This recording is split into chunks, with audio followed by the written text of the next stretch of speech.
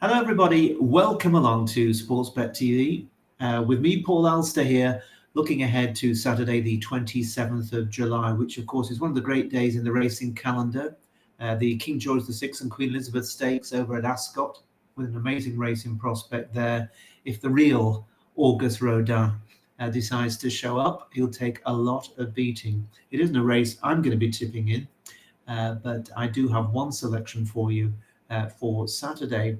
Now, this service is all about trying to find horses at decent each way prices. And if you're new to us, please press the subscribe button just below this screen and you get all my messages for free. Out in Front is the name of my subscription service, where I have quite a number of clients that have been following me there for best part of 20 months or something like that. And overall, we're going very nicely. Ups and downs, of course, as you always have with tipping, especially when you're going at decent odds. But this weekend, I will be offering 4 selections on Saturday. There's some very nice price runners. And then, of course, next week, we have an embarrassment of riches in racing, because not only 5 days at glorious Goodwood, where there's fabulous racing each and every day, but it's also the Galway Festival in Ireland. So if you want to get stuck in and really have a crack at the bookies, next week, then think about signing up to the Out in Front service, which you can do directly by just clicking the link in the description box just below this screen. It's just £25 a month. There's no time period. You can come and go as you please if you wish. And we'll certainly be getting very busy with those 2 big meetings. And then, of course, moving on to loads of great stuff coming up in August, including, of course, like the big York meeting and loads of other fabulous racing. But one for you for Saturday. Last Saturday's runner didn't quite manage to do it for us, but I'm hopeful that at Ascot in the 450 on Saturday afternoon, we're going to get a bit of a shout. It is the mile Betfred handicap, where it's good to firm in places, and there are 12 runners. Really nice quality Class 2 handicap. Plenty of horses capable of winning it if they're in the mood and things drop right for them. Now, that said, the bookies taking absolutely no chances here on a horse trained by William Haggas. They're always terrified of him in handicap to the bookies. And the horse in question is called El Najm, and it's a 4-year-old. See the stars gelding, only run 5 times, so very unexposed. Never been out of the first 2. So it is interesting. It was runner-up in each of its first 3 outings, and then landed a week 3 runner, 9 furlong Lingfield maiden in August last year. That form, nothing at all to shout about. It was long odds on. It was then off for 10 months after that, but came back looking a completely different horse, and absolutely sluiced up on its handicap debut at Newcastle a month ago, and has gone up £10 to a new mark of 96. But given the way it won, it could still be well handicapped. That win, of course, was on the all-weather. It's going to be on turf at Ascot, taking on better horses here. But, of course, it could be a group class horse. We know William Haggas often progresses horses through handicaps to become very good group race performers. And this one has the feel of a horse who might potentially be that. But 7-4, a little bit too thin for my liking. No, thank you. Even if it goes and wins, it wouldn't be one that interests me. And as they say, you should never be afraid of one horse. And if El Najm fails to live up to the expectations of the bookies, there are a number of other horses in the race who could go well. One of them is the top weight, Sean, trained by Jamie Osborne. It's quite a big prize.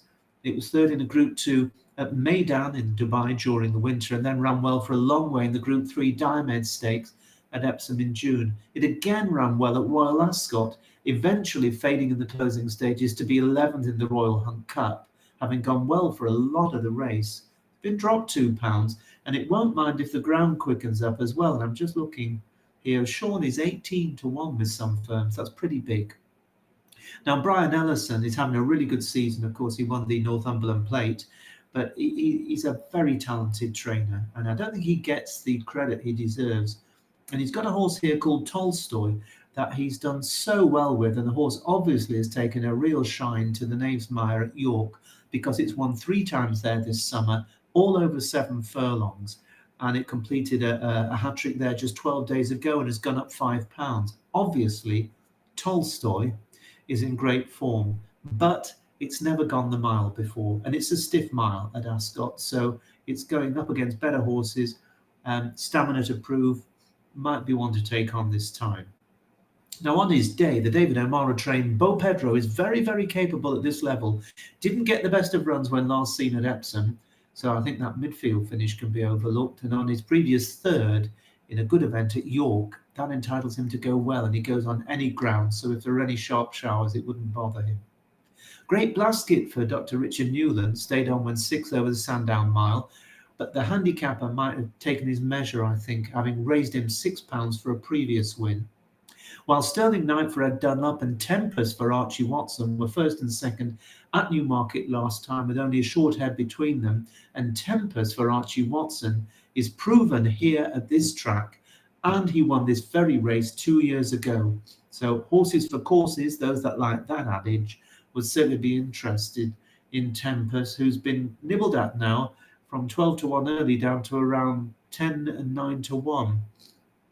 But my selection here, looking for each way value as I go against the favourite, is going to be Julie Camacho's Obelix, for whom I think the booking of Jamie Spencer looks a positive. Now, I know there'll be some going, oh my God, Jamie Spencer. Well, he's like Marmite, isn't he? You either love him or hate him.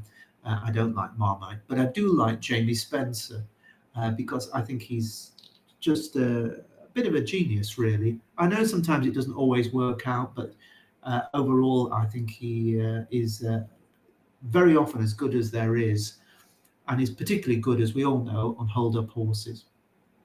Now, Obelix was formerly trained by John Gosden, and he did well last season for the Gosdens in good handicaps, including a close second in a heritage handicap at Newmarket last summer. And he joined the Camachos, who we know are very, very good trainers. They, won the Group 1 races with Shaquille last year, that terrific sprinter. And this horse joined the Camachos yard in Yorkshire, but struggled to make any impression at all in his first 2 runs for them. And then obviously he must have had a bit of a breathing difficulty because he underwent a wind surgery only 2 days after his second disappointing run. And the benefits were clear to see on his first run after that, when he failed by only half a length to beat Great Blasket at Nottingham, and he's now £4 better off with that rival.